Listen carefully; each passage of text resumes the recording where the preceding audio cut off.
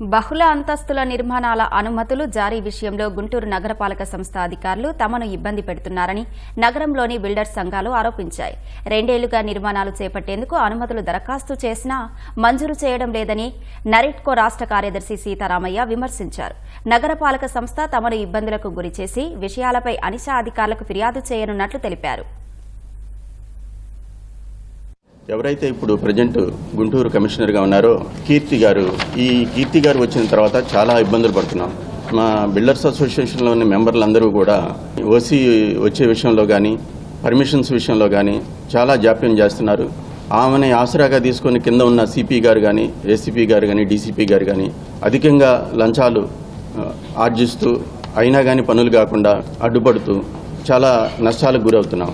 మన గుంటూరు మున్సిపల్ కార్పొరేషన్లో town planning విభాగం వల్ల మా బిల్డర్స్ కానీ ఇళ్లు కట్టుకునే వాళ్ళు కానీ స్థల యజమానులు కానీ ఎన్నో రకాల ఇబ్బందులు పడ్డారండి. ఎస్పెషలీ మన గుంటూరులో ఒక ప్రత్యేకమైన జీవో, ఒక ప్రత్యేకమైన రాజ్యాంగమే నడిచిందండి.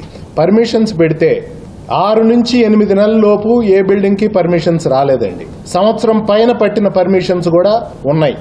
అసలు మనకున్న డిపిఎంఎస్ వెబ్సైట్లో మనం జీవోకు విరుద్ధంగా గనక ప్లాన్ అప్లై చేస్తే సిస్టమే యాక్సెప్ట్ చేయదండి. సిస్టమ్ యాక్సెప్ట్ చేసిన తర్వాత కూడా మనకి ఈ పరిస్థితి నడుస్తూ వచ్చింది.